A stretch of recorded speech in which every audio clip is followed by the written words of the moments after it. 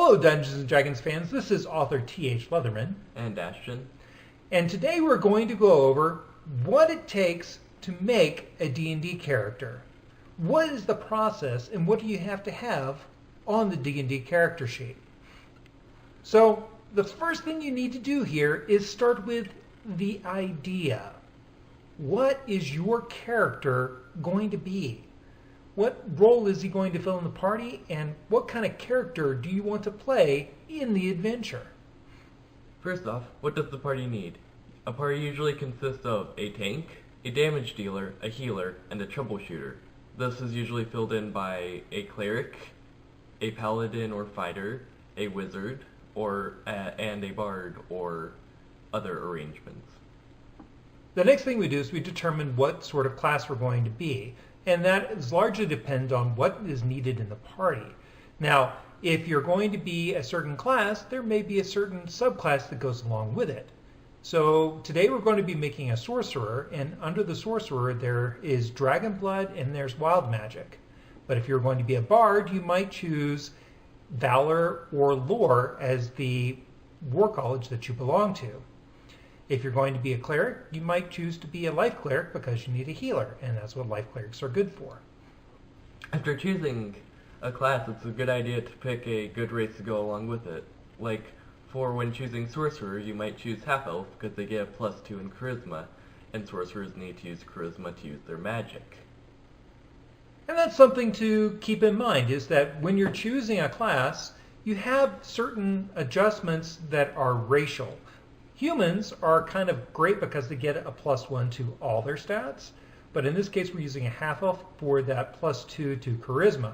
You might also choose a drow elf because they also get a +2 to charisma. Another thing that you're going to use to put this character together is their background. And by background we're meaning the backgrounds that are available in the player's handbook. Now, these backgrounds will tell you things like what sort of tools you're going to get, what sort of starting skills you're going to end up with, and also what kind of gold you're going to have to start the game. Backgrounds can be found on page 121 of the player's handbook. The next thing we're going to decide is what the character's alignment is going to be. Now, sometimes this is relevant and sometimes this isn't. But whether the character is going to align to be more of a rule follower or more inclined to break the rules would determine whether or not they're lawful or chaotic. And this really is up to the character. How do they want to play that particular character? Another thing you might want to determine is whether or not they're good or evil. In general, if they're a good person, they try to do the right thing by the most people, then that would be a good person. If they're out for themselves, then that might be considered to be more evil. If I can climb up the backs of other people to make myself better, I'm going to do that, because that's the kind of character I am. And on a side note to this, it's important to remember that Dungeons & Dragons is a social game. Hurting your fellow party members will probably turn out bad for you, because then they might not help you if you get attacked. And also, there is no winning or losing to this game, only achieving goals for the party. D&D parties play better together. If they're constantly attacking each other, then they probably won't do well. Pissing off other players will only hurt you. As for, they will maybe not help you when you're getting mugged or something. Something also essential to your character is ability scores. This will help your character be able to do things in the world that you're playing in.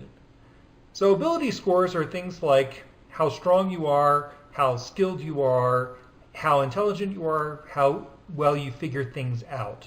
Strength, intelligence, wisdom, dexterity. Constitution, how strong you are.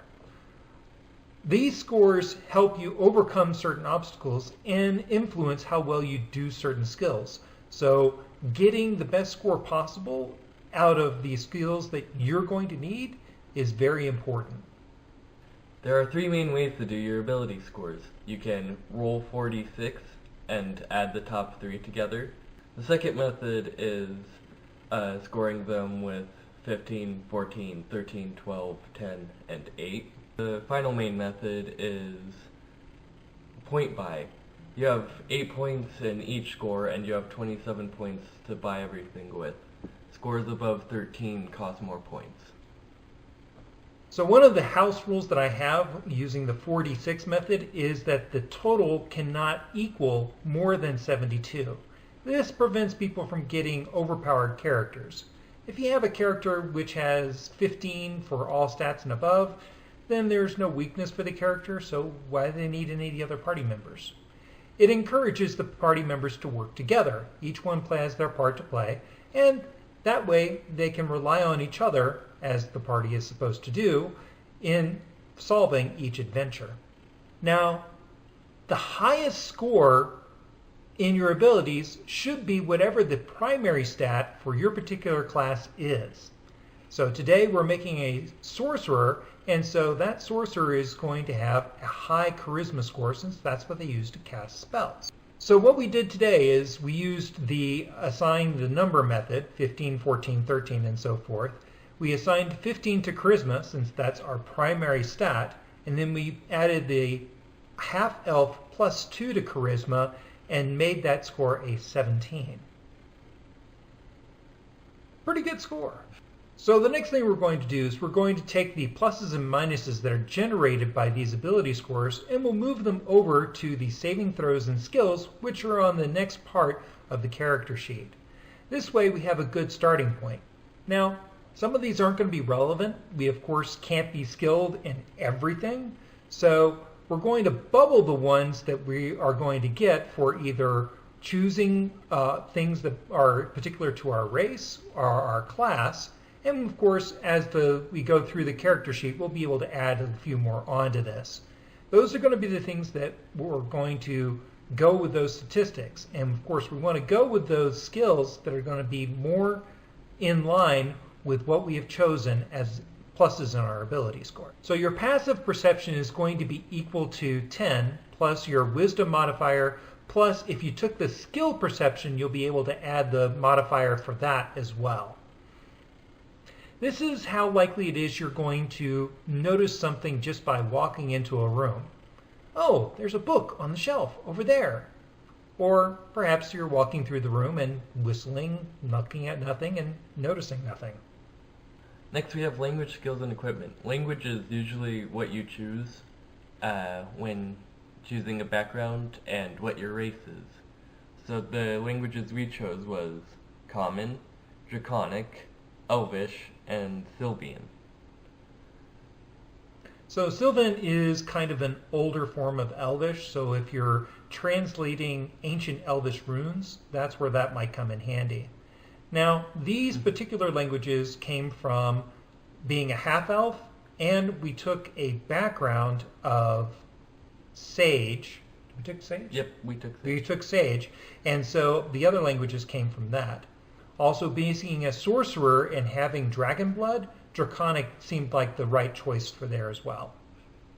Skills. The skills we chose for the sorcerer was Arcana, Deception, History, Insight, Performance, and Persuasion. And since he's proficient in these skills, he adds his proficiency bonus, which is set in page 173 of the player's handbook. So, since he has a +1 in intelligence, his Arcana actually is a +3. Because he gets the ability score bonus plus the proficiency bonus. Equipment usually comes in one of two packs, and each class has its own, but sorcerers have an Explorer's pack or a Scholar's pack.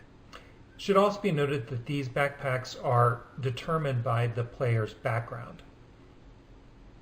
Next on our character sheet is AC, Initiative, Speed, and Hit Points.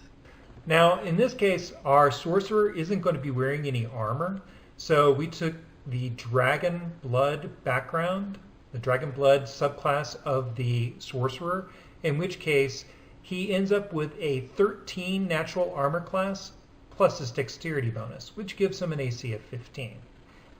Initiative for all characters is based on dexterity. Whatever your dexterity bonus is your initiative bonus. This is why we added one of the random +1s that we get for being an elf. You can add it 2 +1s to any two statistics, we added these +1s to dexterity and to constitution to give us a bump in initiative and a bump in hit points. The Dragon Blood background also gave us an additional +1 to our base hit points. As a sorcerer, we're going to get a dice 6 for hit points. Plus, we're going to add the +1 for the Dragon Blood background, +2 for our Constitution modifier. That's going to give us an initial hit points for this character of 9. Your speed is decided by your race. When most races have a basic speed of 30s, but if you're choosing something like Halfling, they might have a speed of 25. They have short legs. The next thing we'll go over is what weapons that we're using.